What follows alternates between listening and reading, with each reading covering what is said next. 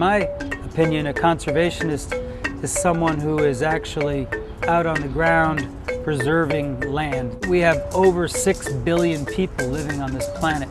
Virtually every stitch of land that's available for cultivation for what we eat is being used already. And natural ecosystems throughout the world are starting to collapse. They're losing species, they're losing their water, they're really degrading very rapidly.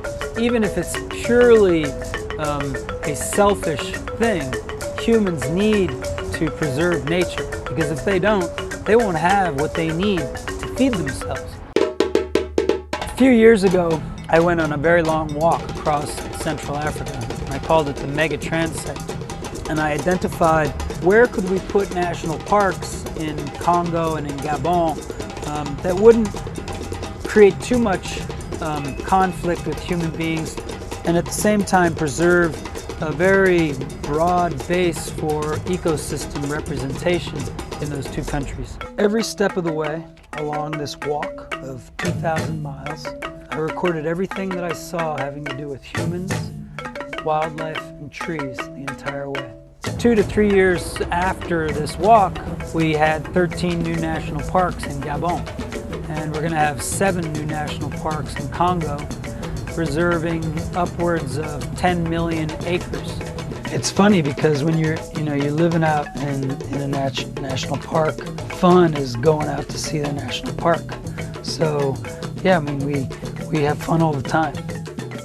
Some people think data collection is boring. You just write things down, you look at like a plant and you think, okay, is it being pollinated or not? You do that a million times.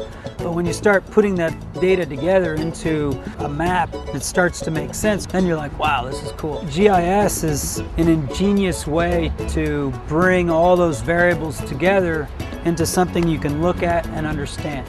That's the power of GIS for me, for a conservationist. You can very easily visualize incomprehensible amounts of data in any other form, and all of a sudden it just pops right out at you. This is my latest passport. It was issued on the 23rd of May, 2002. So it's not even 2 years old yet.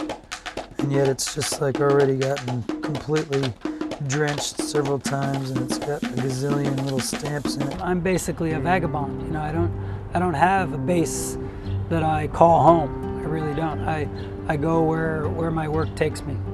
People say, how do you get that job? You go through the school of hard knocks.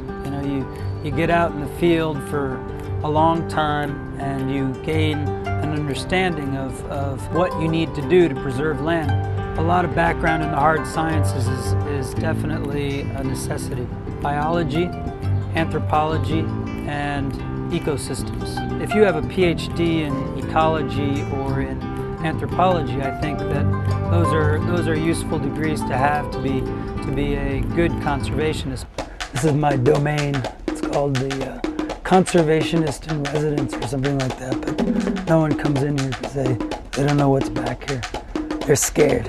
It's pretty amazing. I mean, there are thousands of protected areas in Africa, thousands of them. When you think about the amount of work that it takes to get a protected area gazetted and to ramp it up and to get infrastructure and personnel and keep that place preserved, it's a huge amount of work. So when you see those thousands and thousands of protected areas around Africa, you think conservationists are hard at work all over the planet.